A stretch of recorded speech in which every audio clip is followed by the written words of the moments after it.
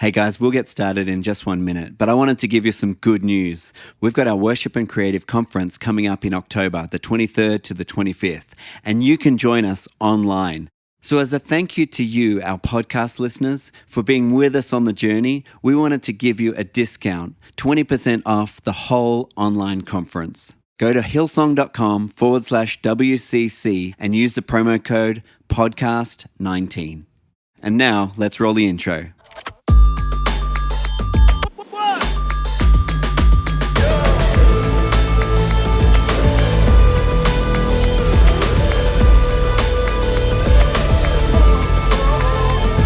This is the Hillsong Creative Podcast, where we hear from creative experts, influencers, dreamers, and doers, what they've learned and what we can learn from their journey as we explore, respond, and create.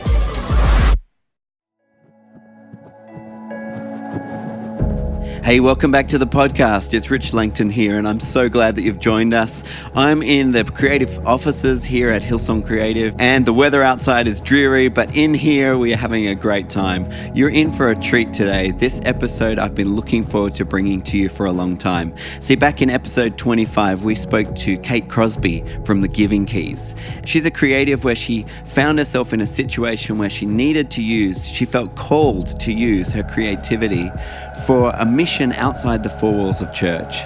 You've probably heard of the Giving Keys and the amazing work that they do helping the homeless.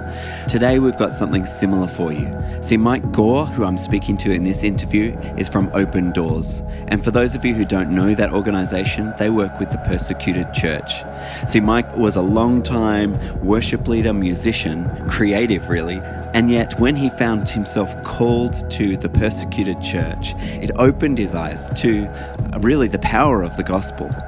And so I hope today that as we listen, our eyes will be opened to what it is we're a part of, to the fact that the gospel is powerful, it's working in far distant lands, and it can work in our lives and through our creativity.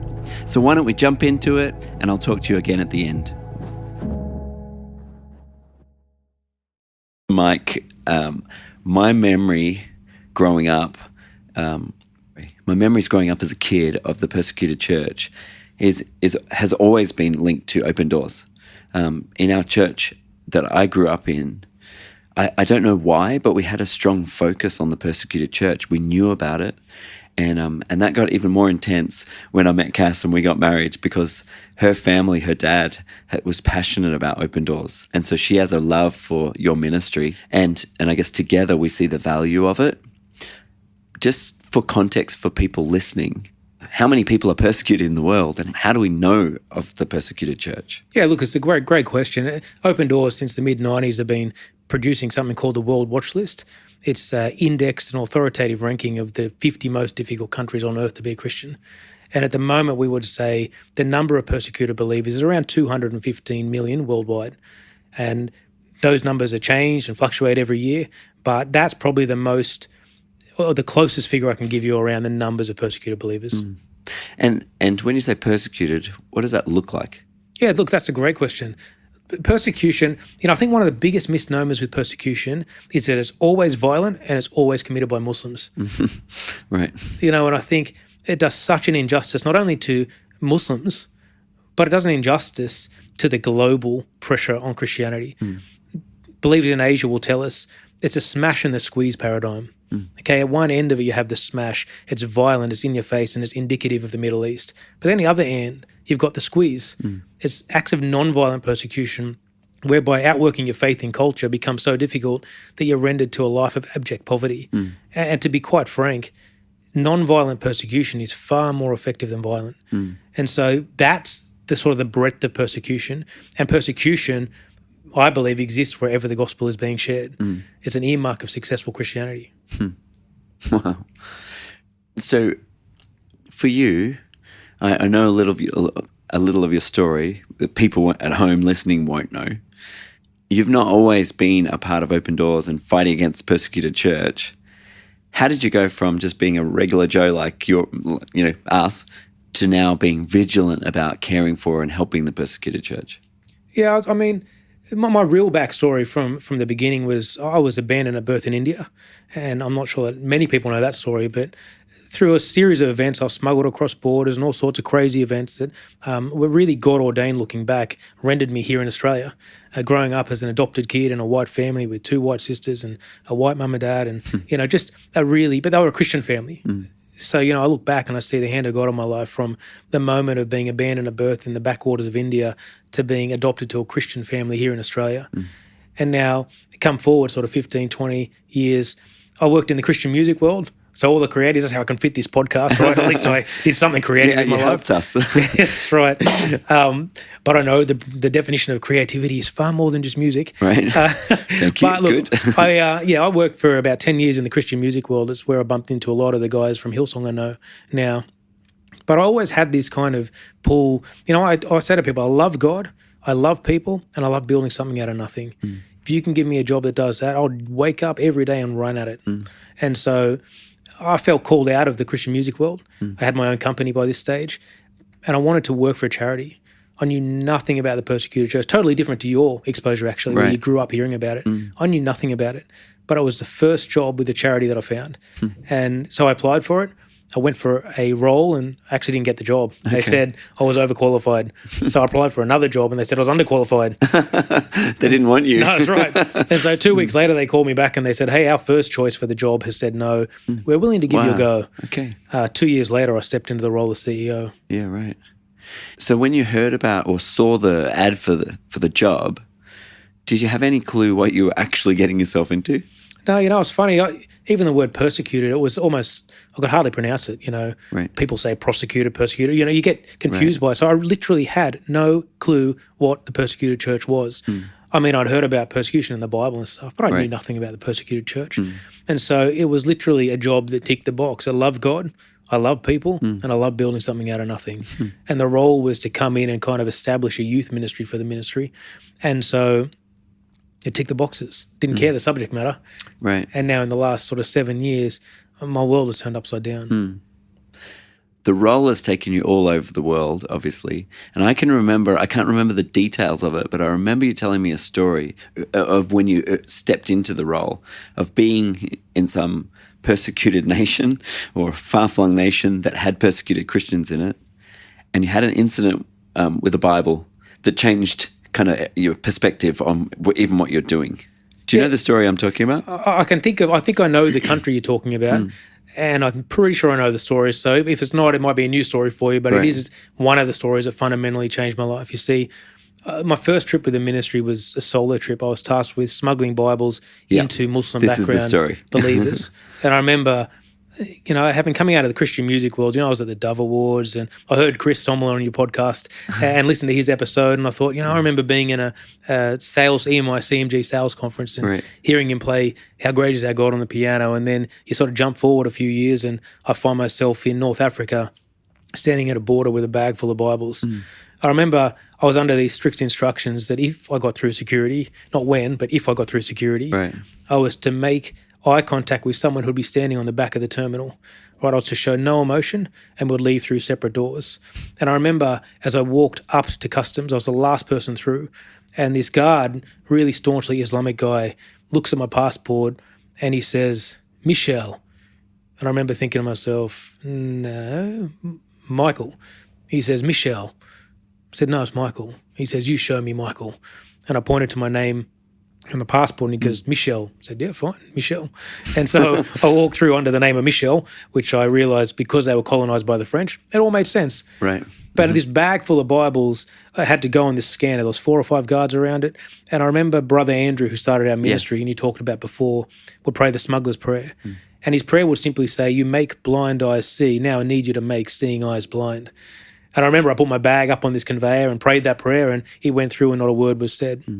I ultimately, in a long story short, was able to get through security, meet with this brother, and as we were driving out of the airport, he told me how the safe house I was meant to stay at was compromised by a man involved in terrorism. It was no longer safe for me to stay there, and that I'd be in a hotel, downtown, on lockdown because of risk of kidnapping for ransom. Wow. And then over the next 5 days, we're chased by the secret police every day, and on the 5th day was the day we're going to make the drop. And we drove to this church. And on the way to the church, I stood in the hole where a suicide bomber blew themselves up a couple of weeks before I got there. And I promise you, the damage a guy with a vest and some ball bearings can achieve is something I'll never forget. And as we went to this church and the service finished, a couple of brothers came up to me and said, "Hey, can I tell you my story?" I said, "Please." And the first brother said he was a totally poor Muslim and completely illiterate. He says, "One day I said, 'God, if you're real, you need to teach me to read.'" And he says someone gave him an Arabic Bible. Right. He says he flicked the Bible open. He felt the Lord say, "Read Hebrews," and he flicked through the Bible. The one book he could read word for word immediately was Hebrews. He said he finished Hebrews. He felt the Lord say, "Read Timothy." Flicks through the Bible. The one book he could read was Timothy, and he couldn't read Hebrews anymore. He said the Lord revealed the Bible to him one book at a time and taught him to read. And here we are standing 4 hours outside of this city, speaking to a Muslim background believer who speaks Arabic. And then through an interpreter, he says to me, "Then the Spirit of God fell on me, and now I pray in tongues." And this brother starts praying in perfect English in front of me. Wow. The next guy walks over and says, "Brother, can I tell you my story?" Yeah. I said, "Please." He says he was a really wealthy Muslim. Within Islam, wealth brings status and esteem. And he says to me, "One day I said, 'God, if you're real, you need to come and see me.'" He said Jesus turned up in their living room and they spoke for an hour. Wow. We said his wife came home from work and he said, "I just met Jesus, we're now Christian." And she says, "No way. Wow. Not a chance. We'll lose everything. Our house, our money, our family, maybe even our lives." And in a typical North African way, he said, "Well, you ask Jesus to come and he'll come." He said the next day he came home from work and there was a letter nailed to a tree in his front yard, literally with a hammer and nail. He pulled it off the tree and read it. It was from his wife and it simply said, "Dear Jesus, my husband says you are real and you will come, so please come." He came home the next day from work and his wife was on the kitchen floor sobbing. He says, "What's wrong?" She said, "Jesus is here. We spoke for an hour. We're now Christian." These people are now pastoring an underground church in this North African country. And 2 weeks before I got there, the major Islamic newspaper put their faces on the front cover with a headline saying the most dangerous man in this nation because he's trying to lead a revolution away from Islam. Basically a death sentence for him. I remember I said to him, "How do you live with that?" And he says to me, "I consider it a true joy to wear that badge for Christ." I don't know if that was the story you're after, but... I'm speechless. So that was your first trip. How did you sort of gather the boldness, I guess you'd say, the faith maybe, to actually get on the plane and go there? Yeah, it's a really interesting story. The part that no one knows of that story is I was in London the night before I was flying in, and I got a call from my wife saying that we'd actually had a miscarriage. And so here I am in London with a bag full of Bibles, getting ready to go into a country that I knew nothing about, wrestling with the idea of should I go home, should I go? And I remember when my wife said to me, "You still need to do this," right, through tears and all of the emotion that comes with that. And so it was difficult. Like, I'm not going to lie. Yeah. People often say, "Hey, you must be super courageous in your faith." You know what? I wasn't. I was petrified. Right. I was torn emotionally between, am I doing the right thing, am I not? And I look back and I realize, one of the lessons, like overarching lessons I've learned is obedience. You know, it's like God doesn't promise us safe passage. What I need to do is stop measuring my proximity to him based off his provision of safety. Right? Too often in life, when life is going well, we say we're close to God, and the moment it goes bad, we say, "God, where are you?" That's not how it works. Right, in 2 Timothy it says, yes, everyone who wants to live a godly life in Christ Jesus will be persecuted. Suffering is part and parcel of faith. So as far as that trip goes, it wasn't easy. I probably wanted to leave every moment I was there, to tell you the truth. But in hindsight, would I change anything? Not at all. Because you encountered people who'd have ridiculous experiences, radical life change under terrible situations, and you get to rub shoulders with them and witness it face to face. Yeah. Yeah. So then what does that do to you? Because I imagine you got on the plane, you had the crazy experiences, got on the plane, came back to Australia, and there's all of these what would appear to be apathetic Christians just living just normal lives. How did that affect you? Yeah, that's probably one of the hardest things with any of the travel. You know, I remember being in Egypt in a cave that holds 20,000 people in a cave, right? Worshipping with believers. And then you come home and you jump into church on a Sunday and someone comes up to you and says, man, Mike, you didn't hit that bridge today, or your guitar sounded rubbish, or, you know, and that's frustrating, right? But it's also really important that I've learned we make those comments based on our own sense of normality, right? And I truly believe that some of the greatest persecutors of the modern church are in fact Christian. Wow. Because the way that we speak about other churches, it so rarely honors the beauty of the church, which is actually the diversity of the church. Right. And so for me, you can come back and you can talk about apathetic, but the reality is that most people wake up and think, how can I best serve Jesus? They don't wake up and think, how can I do my worst? Right.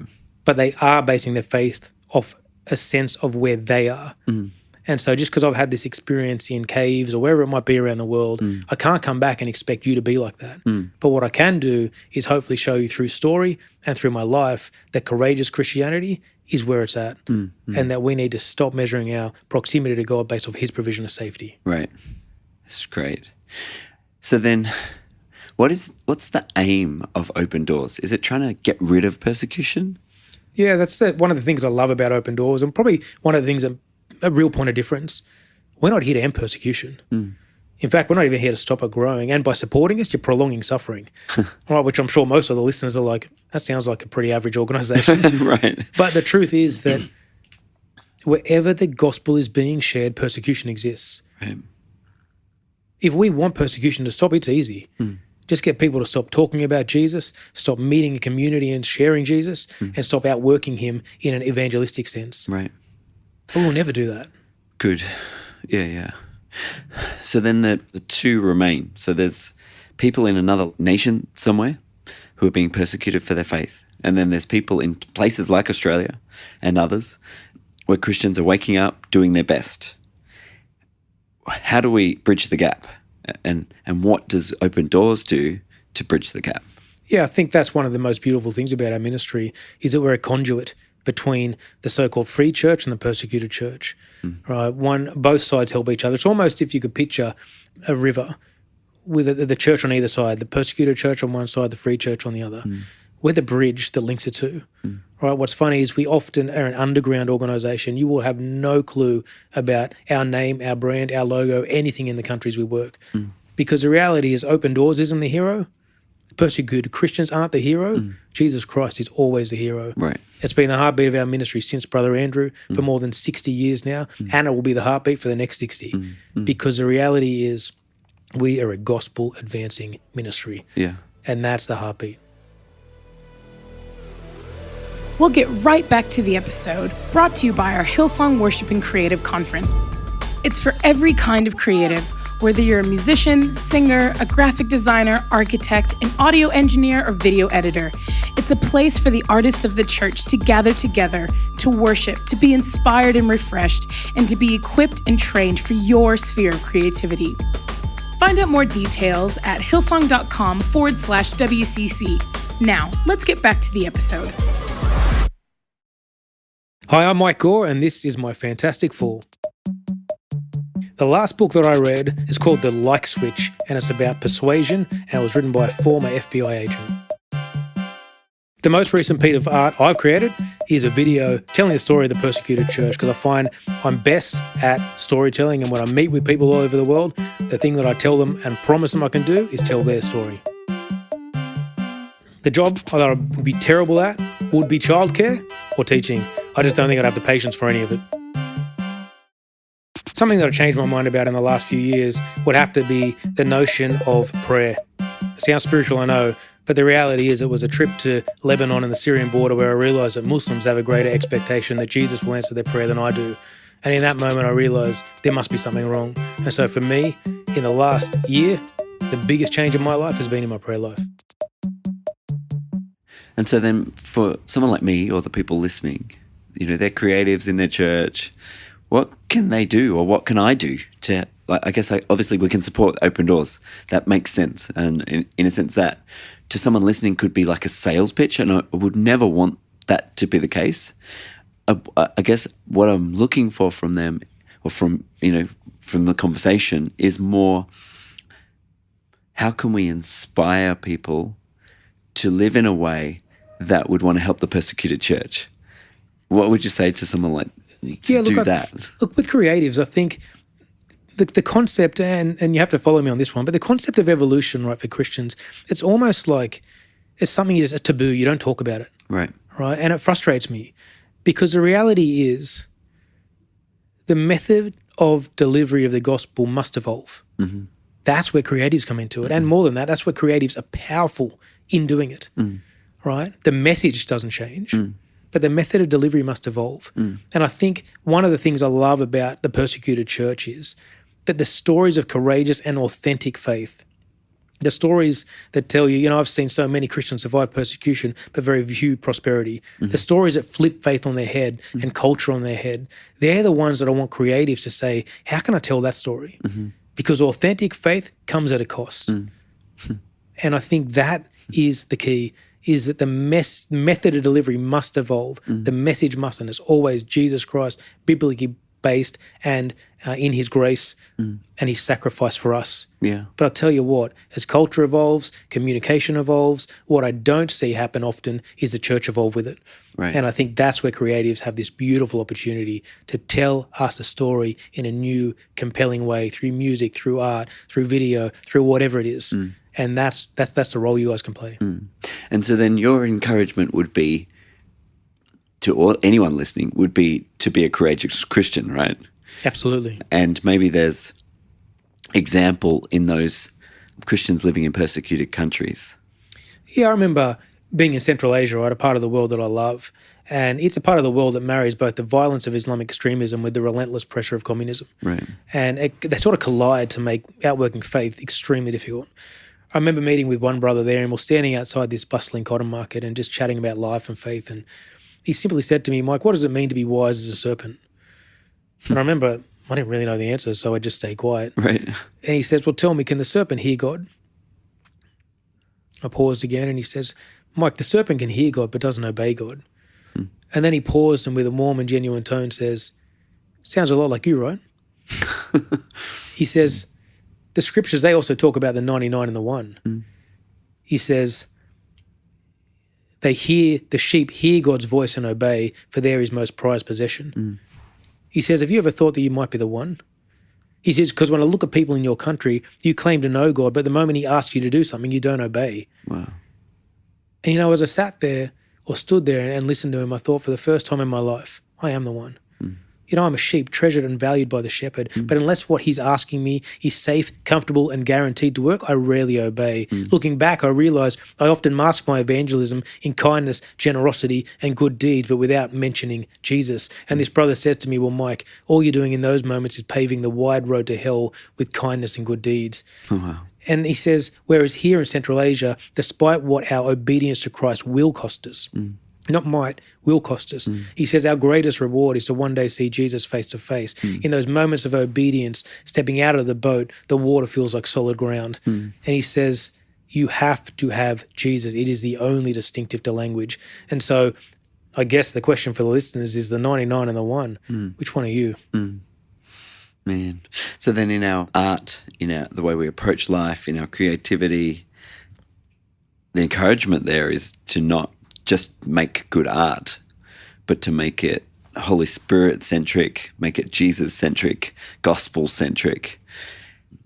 I often think these days, and you would know working in the Christian music industry, that sometimes we can be so overt, though, that it's almost distasteful, puts people off. And I think we take the easy road of just sort of slapping Jesus' name on it and thinking that that's communicating well.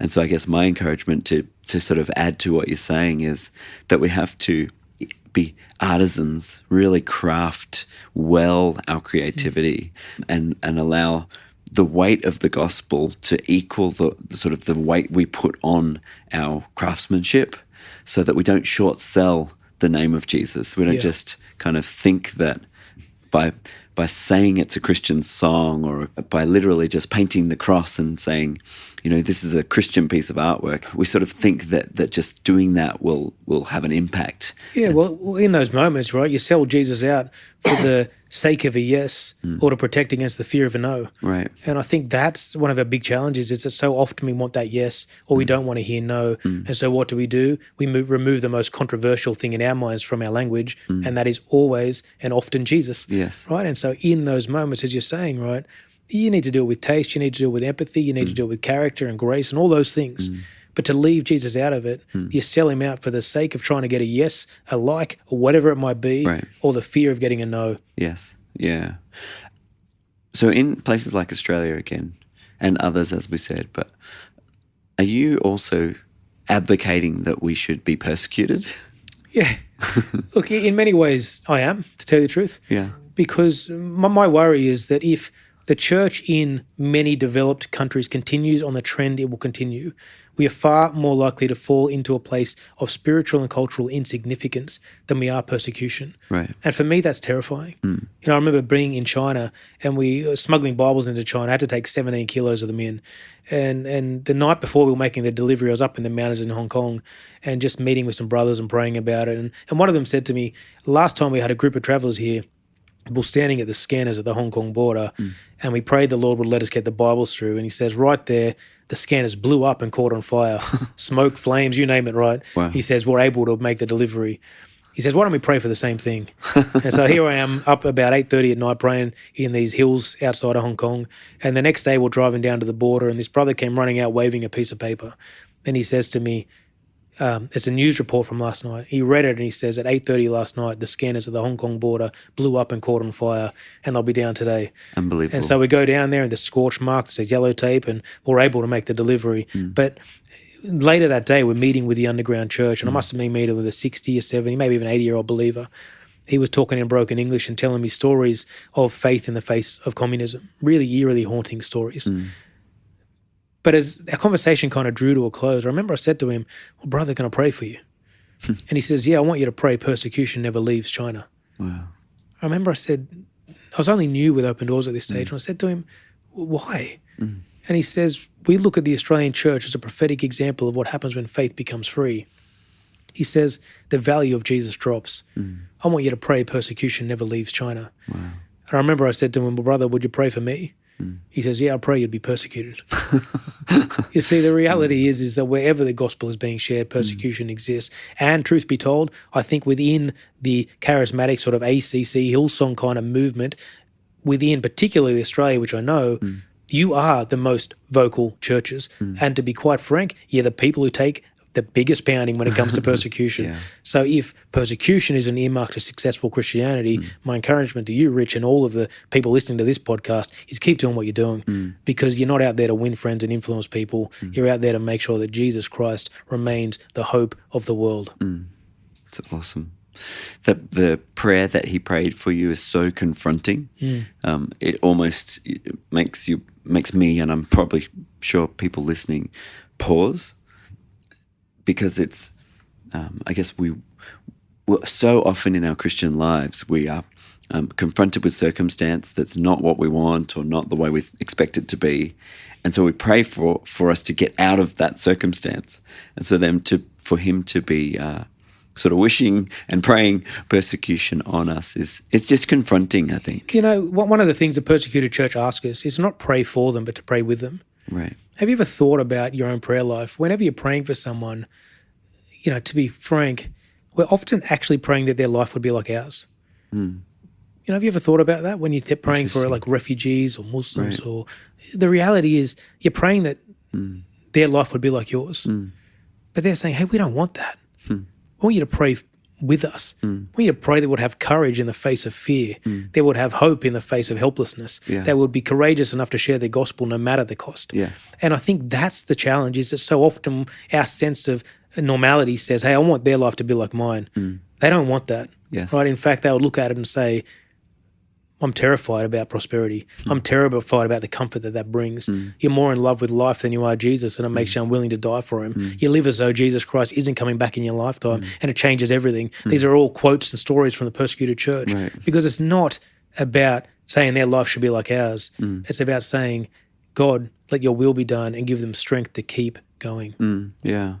Our son Tom, as you know him, Yeah. he was on a mission trip to Romania recently. His first trip by himself, without his parents at least. And one of the things that struck me when he came back was that he had met really impoverished people, believers, and he was struck that he said to me, Dad, they had nothing, but they were so happy. They were so joyous. And I think we've talked before about people who've in extreme persecution, but still have a sense of joy. Yeah. And I hear what you're saying about praying for persecution in Australia and what that means. But I wonder if the prayer is that we could all go through life and circumstances holding a firm grip on our faith, living in joy, no matter sort of despite the circumstance. I'm just so confronted by the thought of persecution. Just to be clear, I think I'm not saying that we should pray for persecution. What I'm saying is that we should be praying. If Jesus is not visible in your life, you need to make him visible. Right. And look, the reality is persecution, I know it's a bit tangential, but persecution and wealth can coexist. I really want to be clear about that. Too often we listen to people speak and you think it's got to have some poverty mindset or mentality that to truly chase Jesus means you have to give up everything, right? Or lose everything. Now, it says stuff like that in the scriptures, but the reality is it's about what foothold does it have in your life? Yes. Right? If Jesus can't be seen, if you're not sharing Jesus visibly, vocally, and valiantly in your life, then there's a problem. But you know what? You can still be a great business owner and be passionate about Jesus. Yes. And so I think rather than saying, I'm praying for persecution, what I'm saying is that we need to be more courageous in our faith, knowing that it will more than likely cost us. All right, looking forward as a ministry, which we've done for 60 years now, and Brother Andrew in particular, really saw the fall of the Iron Curtain, the rise of Islamic extremism, all these sort of prophetic shifts in the world of persecution and faith around the world. If I look forward 10 years, what we'll be facing, particularly in the West, is a far more state-controlled church, a far more state-controlled expression of faith.